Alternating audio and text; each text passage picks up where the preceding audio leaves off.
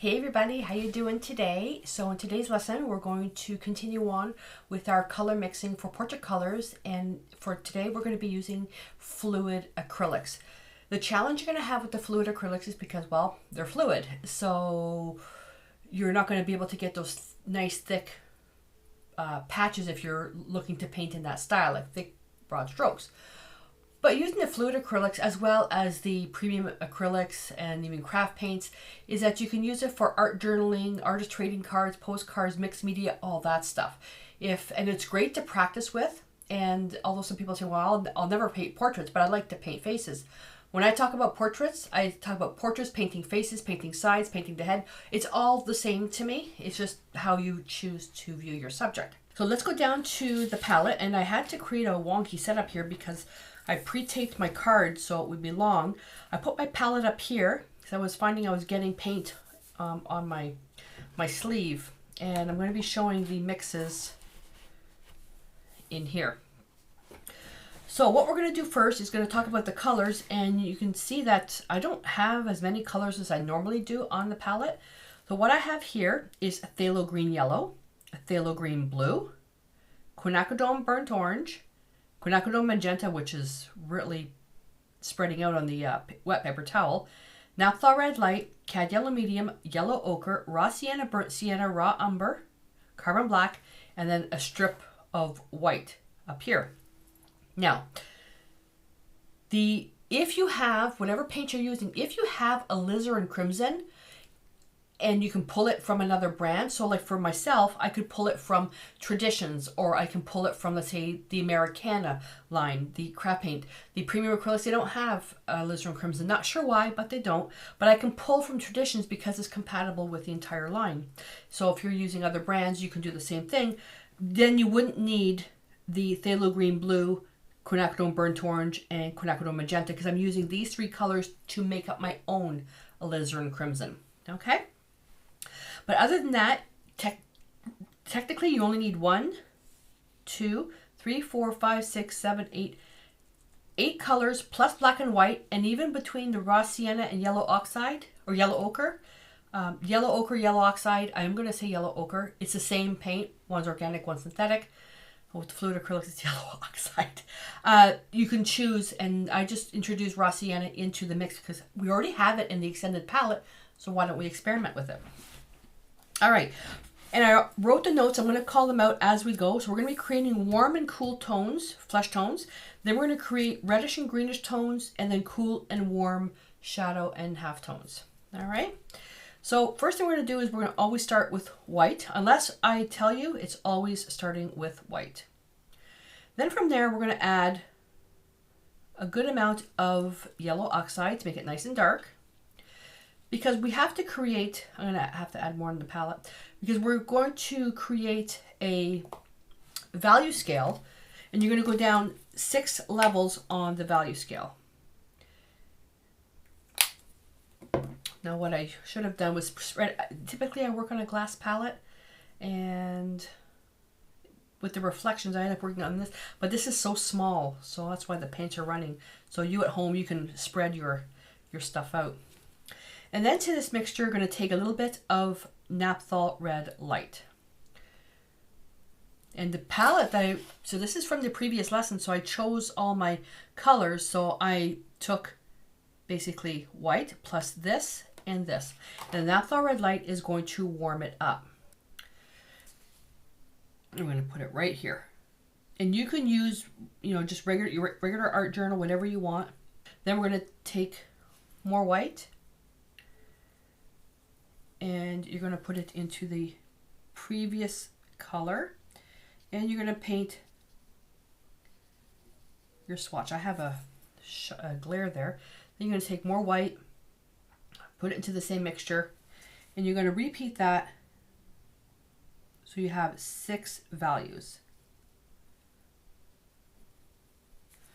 Okay, fluid white. And I'm only going to show this for this one, but then the rest will just speed up through that. So you see what's happening as it's getting lighter and lighter and lighter. And this is going to help when you start working with the mapping lesson That's going to help you figure out what colors to use. This one's not quite light enough. Let me just pick up some white right in here. You want to do your mixes on your palette, not on the color chart, because you don't want to have any streaks of color. That's better. Then more white. 1, 2, 3, 4, 5, 6.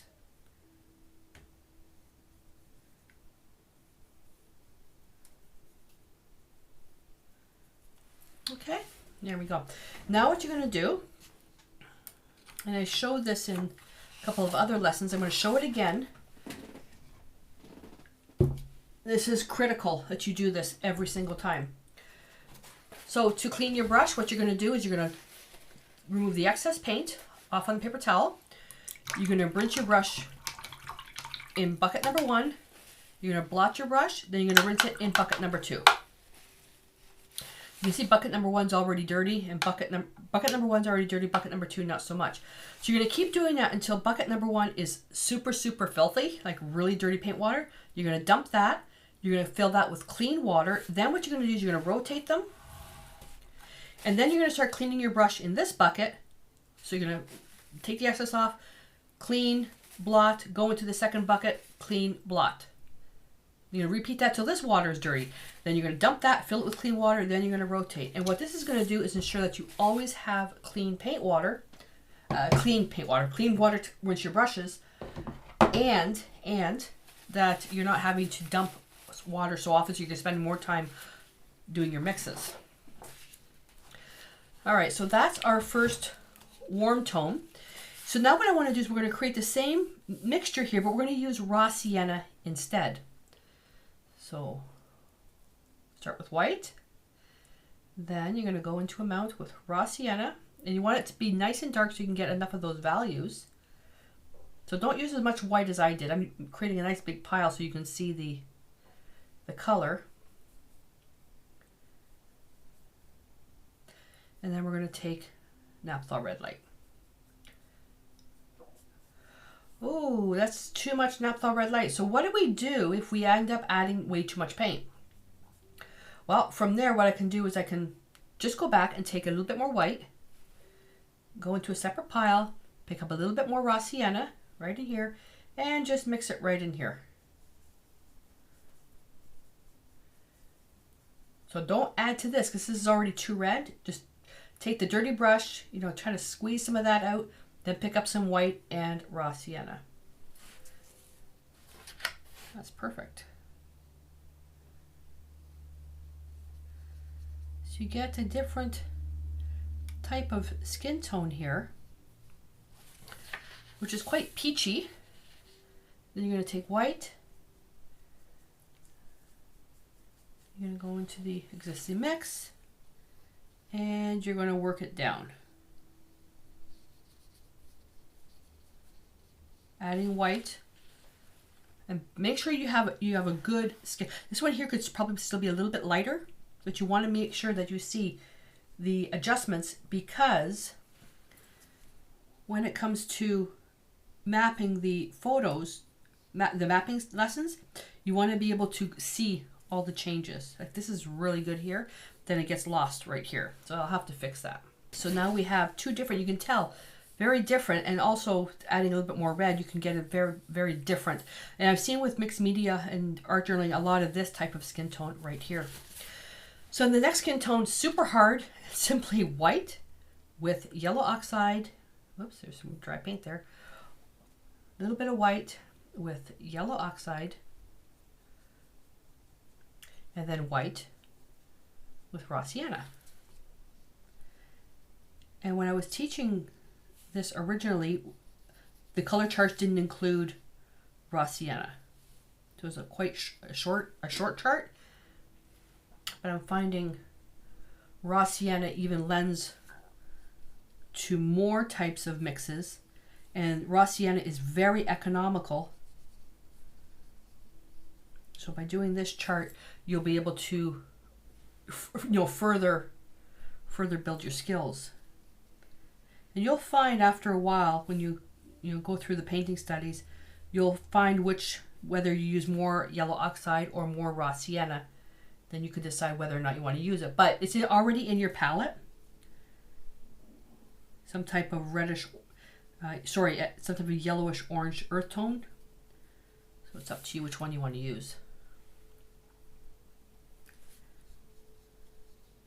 Don't think this one's quite enough.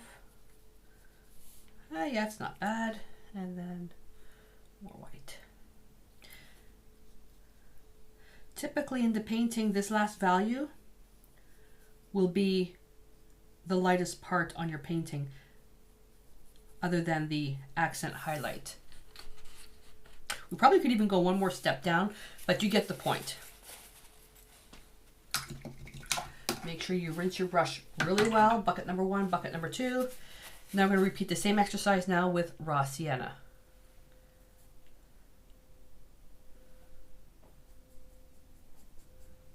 And these fluid acrylics, although they are of professional quality, they are fluid, so I find that you end up having to put on a couple of layers if you want something opaque. Now for the next mixture, we're going to do the same thing. We're going to take white with yellow ochre, and then we're going to go with burnt sienna, and then white, raw sienna, and burnt sienna. So you're going to get another 2 different types of tones. And I'm going to have to add a bit more raw sienna. And this is for video purposes only, the way I'm putting it together. You could, normally I would just spread it right out, so there's lots more room. And I'm going to turn the palette around. Okay, so we're going to start first with yellow oxide.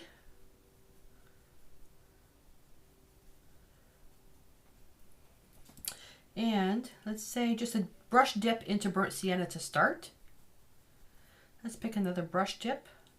So it's almost like 2 little brush dips. You just want to really warm it up. So what it's going to look like, this mix is going to look like this, but much warmer.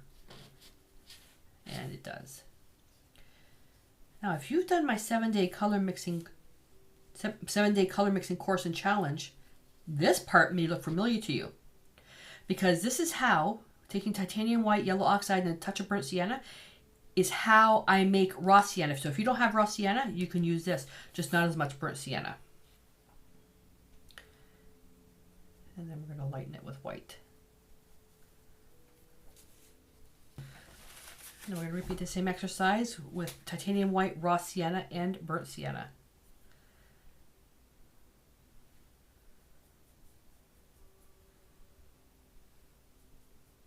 The white is very, very overpowering. So 1 mix and 2 mix.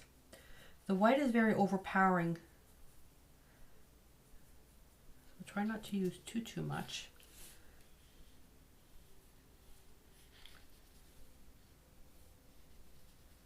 And make sure your brush, if you're using the fluid acrylics, make sure you blot your brush really well. Otherwise, you're just going to make your color charts really runny. And I'm using a round brush because it's easier to clean. It's easier to rinse. You can use whatever you want. And feel free to make this chart as big as you want.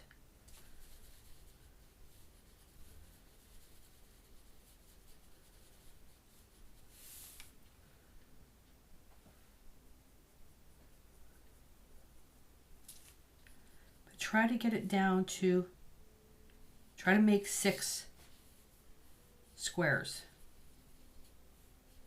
7 if you can push it even more, but it's not necessary. See how these 2 are almost the same? Just going to add a bit more white to that. I have such a strong glare. What I see is that. I have such a strong glare. And when I'm usually teaching this as well, the squares will be much larger. So if you can do this on a 22 by 30 or 40 board, that's even better. So these colors I could easily push 1 more, because the last color, it should be white tinted with just this. So although we have some beautiful skin tones here, just because we have these colors doesn't mean that that this is the Bible. So we're gonna further adjust when we go down to the mapping stage. You can take something and, oh, okay, well, this could, not quite as red, so we're gonna knock it down a little bit. So you get to that analyzing stage. But this is a really great start in creating your chart. So now what we're gonna do is we're gonna flip the other side. We're not gonna start with titanium white. We're gonna take raw umber. And then we're just going to lighten it just a tad with white. And I need to make much more paint than that.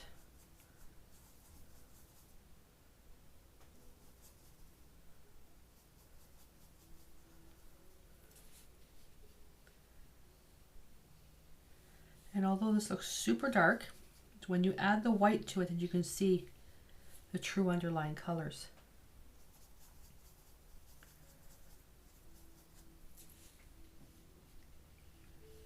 And you may also run into where the paints dry super fast. The fluid acrylics, they do dry really fast. So you might want to mix your, mist it with some water. In oils as well, the earth tones do dry fast, but using a DIY Stay Wet palette, it does help a lot. You don't have to use a grid like this. You can just pop it into your art journal any way you want. See, the jump here is a bit too much. To fix that, so on the dirty brush, just going to load a little bit more raw umber. That way I can fix it. When that dries, the step won't be as bad. This, I'm going to put some more raw umber in there because it's too transparent. You can see right through the paper.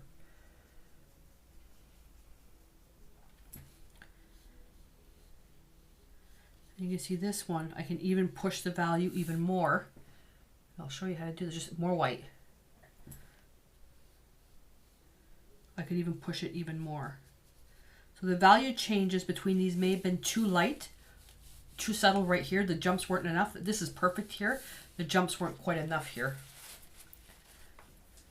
Is it worth fixing? Yeah, you should. You should fix that. And this is where you can do it on a different swatch of paper.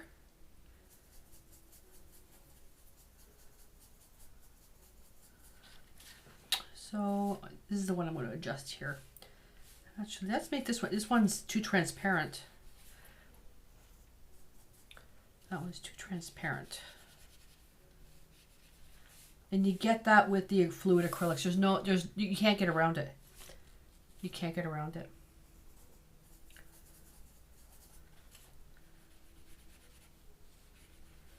There you go. And a bit more burnt umber right to that mix. So we're going in reverse.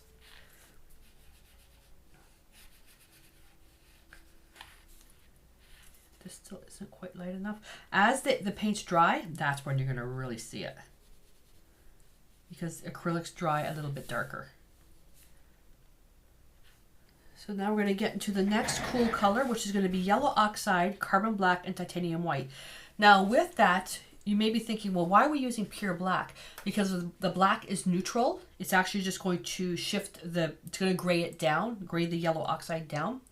Because with carbon black and white, we're making gray. If you use chromatic black, okay, what we're doing is we're graying down the yellow oxide. If you use a chromatic black, which is black made with color, you may shift it a bit too much one way or another. So you can experiment, and I made a note on that. To use caution when using chromatic black over carbon black, you may shift the color too much, because with carbon black, you're taking, let's say, ultramarine blue and burnt sienna, or ultramarine blue and burnt umber, or even ultramarine blue and raw umber, or phthalo blue with the other browns. If you pick up one too much, then you might shift it too much. You might not gray enough. So just experiment.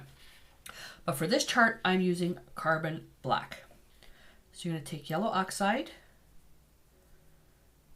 You're going to take carbon black here. That's a bit much. Take a bit more yellow oxide. So I would say whatever scoop to yellow oxide you pick up, you want to add maybe, so if you did like say 2 parts yellow oxide, you're going to do maybe 3/4 of carbon, again, depending on the brand that you have. So I'm going to just start with that mixture first, and then I'll lighten it with white. Is that going to be enough? Not quite enough. Let me just lighten that a little bit more. When you use ivory black, or carbon black I should say, or even ivory black, pure black with a yellow, it turns green. Old masters use black instead of blue. Some of them did. Okay, I'm going to shift this a little bit more. I'm going to shift this a little bit more because I can already see that I'm not getting quite enough of a change in the value, because this is drying super fast. I'm going to have to put more mixture in there because I can see the paper showing through. Now, in normal practice, I wouldn't use fluid acrylics to paint a portrait if it was like a canvas painting or something, or a commission. But for mixed media, it's great. But some of you only have the fluid acrylics, and you shouldn't feel like you can't do it if that's all you have. A lot of people are under the impression that they have to have the professional paints to paint a portrait, and that's not true. Use what you have first. Then when you outgrow your paint, then you can upgrade to the next level. Now we're going to repeat the exact same exercise, but we're going to use raw sienna instead. So I'm going to start with raw sienna first. And just dip into carbon black. Oh, this tells me the carbon black is much stronger than the raw sienna. Much, much stronger.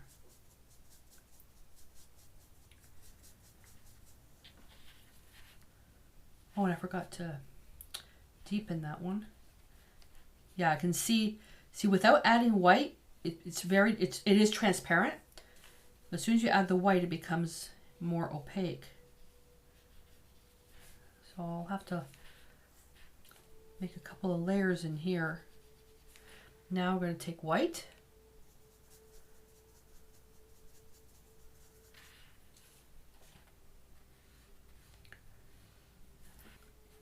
The bigger swatches is so much easier to see. But this is a really nice gray, this one here. This one here shifts a bit more onto the green side. So that's really interesting.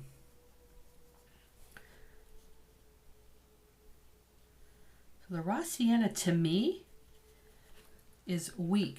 And not, I mean weak, it's just not as strong as yellow oxide. Or yellow oxide. Now the other thing it could be is that yellow oxide is synthetic, yellow ochre is organic, whereas raw sienna is organic. Synthetic pigments are usually much stronger. I need to make that even brighter. So the last value typically is just going to be the color tinted with a little bit of white, just a little bit. Oh, that's a beautiful scale.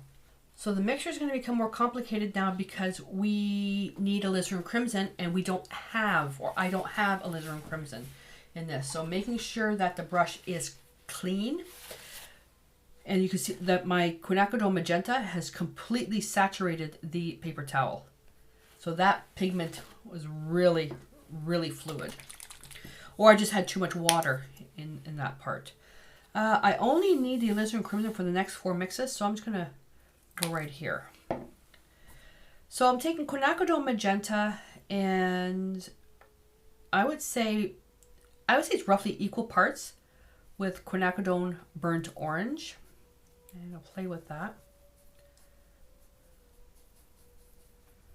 What I also have is a swatch on the side with the Traditions alizarin crimson that I want to match to. Really apply that thinly. Not quite as intense, but don't forget the Traditions are a much thicker pigment.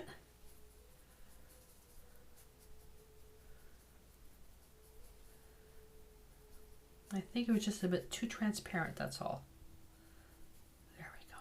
I added a bit more quinacridone burnt orange because the magenta was really fluid. There we go. So that's not too bad. So when you use that, now what I'm going to do is I'm going to add a touch, just a speck of phthalo green blue, which will just dull the intensity down a little bit. I could have used it just the way it was, but I wanted to add a little bit of phthalo green just to knock it down a bit. Again, so when you're doing this, I would just take the Traditions Alizarin Crimson and use that, because unless you make a big pile of this, you want to make sure that your paint is consistent. But even saying that, you're creating the mixtures here anyways. So now we're going to take Alizarin Crimson, our Alizarin Crimson mixture, and we're going to touch into it a little bit of phthalo, phthalo green blue. So we're going to add more green. So you're using more of the crimson and just a little bit of phthalo green blue. And what we're going to do is we're going to create a reddish mixture. So I'm going to take that mixture, it's going to go right into the first square. You'll be able to see the undertones in that really easily. And now I'm going to lighten it with Hansa Yellow Medium. Just a little bit more. And get a reddish mixture. Now before you even do this part, do it on a swatch card to make sure you have the right.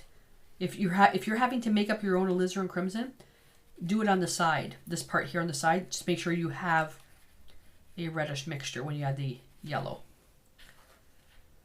And then more yellow. That's why I like leaving this square open when you having to make up that color, because I know what to match it to. Not quite enough. Not quite enough yellow. Now Hansa Yellow Medium is transparent. So if you were using cadmium colors, they say Cad Yellow Light, it'd be a lot stronger. Do not use white for this stage. And where this would come in handy, if you take a look at this, this looks a little bit almost like a transparent yellow iron oxide that's a bit more on the orange side. So you could use this for glazing. Yeah, this makes a nice transparent yellow. Is there such thing as transparent orange oxide? Well, we can't call it orange oxide actually, because there is no iron oxide in this. So I'll just call it a transparent yellow orange.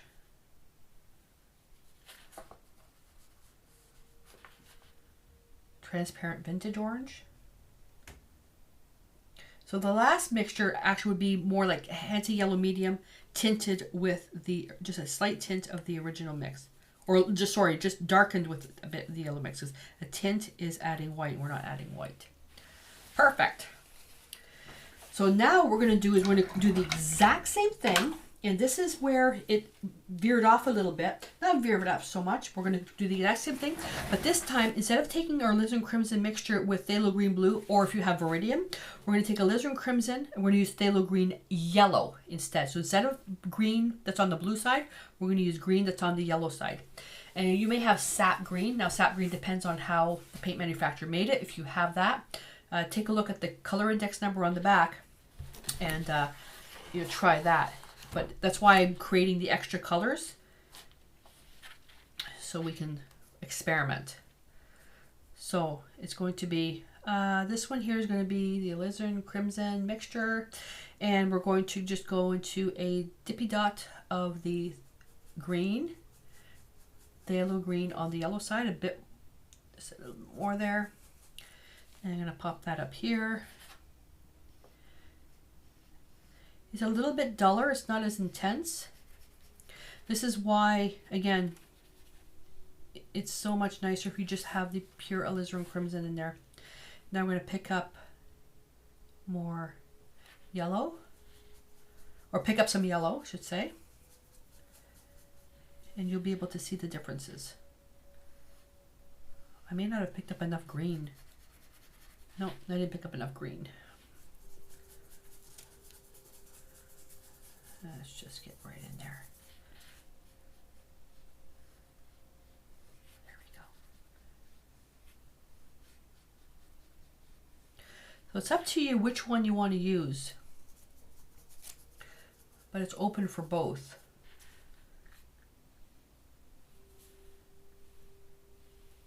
So even with my alizarin crimson mixture, I may have more red violet, more of the magenta in it, and which leans more towards blue. You can see a little bit, seems a little bit duller, which is what it's supposed to look like. And this is where it goes on the color wheel. So by taking the alizarin crimson mixture, okay, which obviously leans towards here, and then adding the Hansa yellow medium, which leans towards red. So we're taking a Hansa yellow medium leans towards red, but a mixture, a alizarin crimson mixture, which is red that leans towards blue. And that's where we're getting a bit of the dulling. If I were to take this alizarin crimson mixture and add Hansa yellow light, it'd be a little bit more intense. Which is why this one is a little bit stronger than this one. Because this one here, the blue, the alizarin crimson leans towards blue, the phthalo green on the blue shade leans towards blue, the Hansa yellow medium leans a bit more this way, but this here is a bit stronger. Seems complicated, I know, but basically you do the work and you look at the actual chart. Just look at the chart. And with this particular mixture, I would say it dulls down immediately when you go with the Hansa yellow medium. It just gets a little bit. I'm looking at this and I'm seeing, see this one's a bit thicker, so once it dries, I'm seeing this one to be a little bit more yellow. That's because we're using phthalo green on the yellow side. Just seems to be a little bit more yellow. Remember, the very last one should basically be, you know, these ones here would be white tinted with just a little bit of this. This one here would be the cad yellow medium tinted with just a little bit of this. Just depends on how heavy your hand is. There we go. You can see how transparent that is. Holy smokes. So that's our reddish mixture. Now the next one, we're going to reverse the process. We're going to do the exact same, except we're going to focus on using more green in the mixture and less crimson. So this one here, we use more crimson and then green. This one we're going to use more green and then crimson. And then we're going to lighten it with Hansa yellow medium as well. You could use the existing mixtures, but let's do it the right way. So phthalo green on the blue side, or you can use Viridian. I better make up a little bit more paint than that. And then I'm going to take some alizarin crimson, and you want to make sure it's on the green side. It's hard to tell. If I just spread that out, oh yeah, I can tell that definitely is on the green side.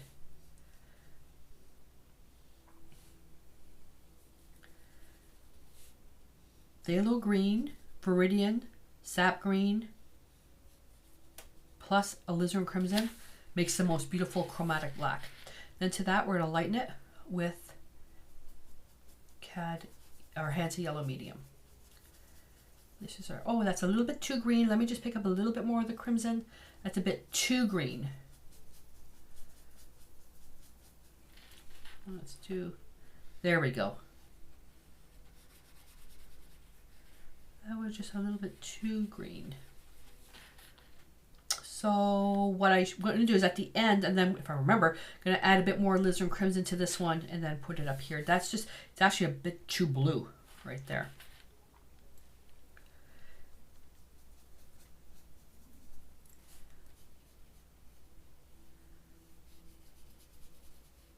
And this may seem like a weird color to be using, but don't forget, it's not just for, you know, it could be for reflection. So let's say there's, you know, the face is against a wall that has, you know, yellow in it. You're going to have some of this reflected back into the face. This is too dark, or this is not yellow enough. And as soon as I go over to add another layer, it's going to become more opaque. All right, so now what I want to do is I want to take some crimson, a little bit more crimson into this. Maybe just a little bit too bluey. There we go. Now we're going to repeat the exact same exercise as this, but this time we're going to use phthalo green on the yellow side. So phthalo green, yellow. Phthalo green is super powerful. Then Alizarin Crimson, our mixture.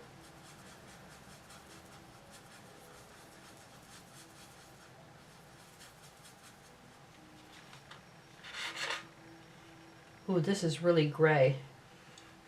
This is really gray. I gotta show you this. This is the perfect chromatic black using alizarin crimson and green. I'm gonna show you that. It's the ratio.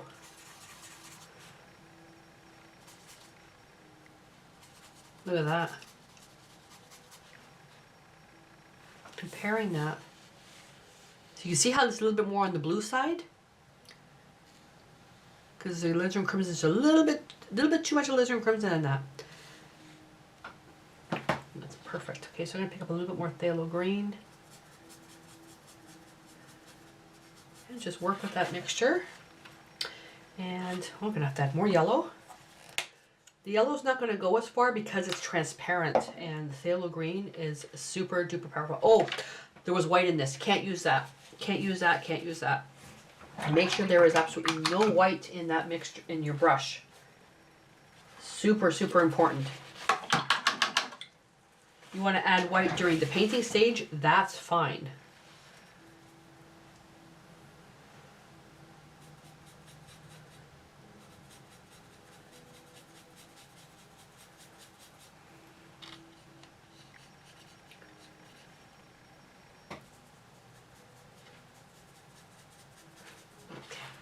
Now this mixture here should be more on the yellowish side because the phthalo green we're using is more yellow. I'm going to add a bit more crimson in that. That's just more too green. The phthalo green is on the yellow side, and then we're using the Hansa yellow medium. So by nature, it is going to be more yellowish.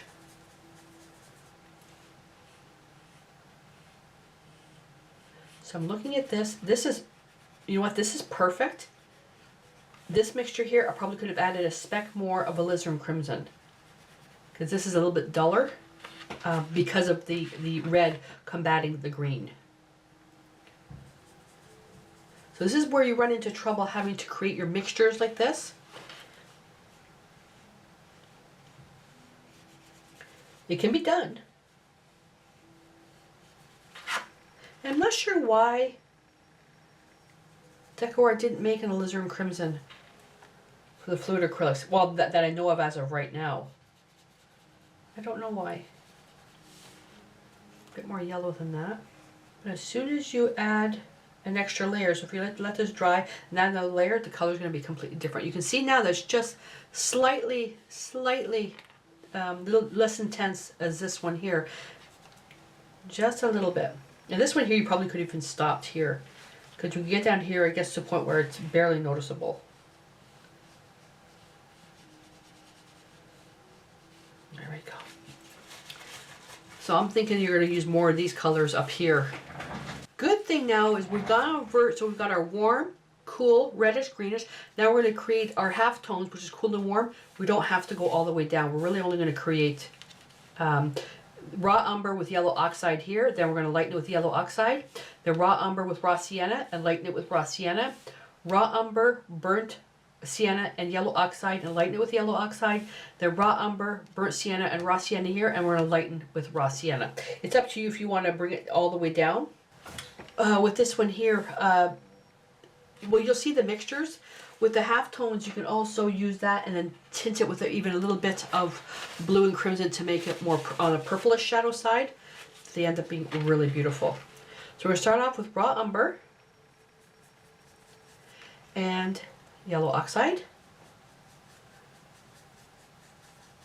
A bit more raw umber. And we're going to put that right here. These are nice brown tones here. So if this was too brown, you could bring in a little bit of this over here. Then we're going to lighten it with a little bit more yellow oxide. And these are the halftones. These are brownish tones. These are the halftones. Sorry, I made a mistake there. More yellow oxide. Okay. And I would say you can bring that down even further if you wanted to. You don't have to. Don't go past this, because just you know, you're gonna end up just using, you know, getting into more just yellow oxide, but that's up to you. And then we're gonna do the same thing now, and we're going to, because now as we're adding more and more yellow oxide, it's becoming warm. We want to keep this on the cool side, which is why you really only need to do 2. So now we're going to take our raw umber, a little bit of raw sienna, pop that in here. Beautiful golden browns. Oops. Nope, that's right. Sorry. Thought I missed a step. It's this one here. Okay, and then we're going to lighten it with raw sienna.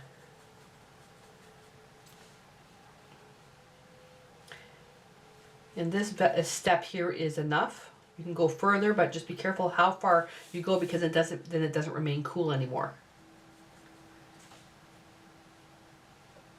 We're basically using yellow oxide and raw sienna just to lighten it, but not making white. So raw umber, and we're going to take yellow oxide. Let's see if I can get away with that, just using that. And then we're going to warm it up now with burnt sienna. So a brush dip of burnt sienna. Is that going to be enough? I'm going to do an extra brush dip of burnt sienna.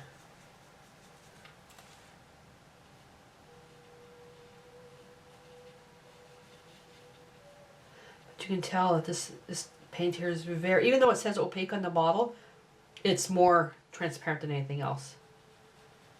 You can tell here. And then we're going to lighten it with yellow oxide. Let me grab just on the side here. Oopsie. Let me try that again. I'm going to turn this, too squishy here. I picked up a bit of raw sienna by mistake. So let's try that again. Raw umber. And we're going to go about half a part of the burnt sienna. If you had to add a number to that, and then yellow oxide.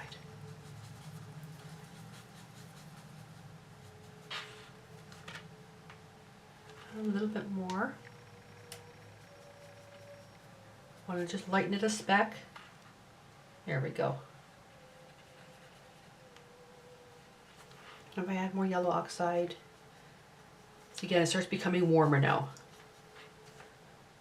So this third one here isn't necessary, but just to show you how far you can take it. Okay. And with this here too, I mean, you can go further, and as long as you realize that when it starts becoming warm, when we start doing our painting studies, we're going to map the colors as we see them in the area we're painting, because where I'm painting here, if I were to do this exercise over at my product photography table, the lighting is completely different. The colors would be completely different. So you want to try to have a balanced light. So raw umber, burnt sienna, and then raw sienna. Oh, let's put that mixture up here first. Pure mixture. Raw sienna, burnt sienna. There we go. I put a little bit too much raw sienna in there. And then lighten it with raw sienna. Yeah, just put a little bit too much in there in the first time. This is a beautiful brown.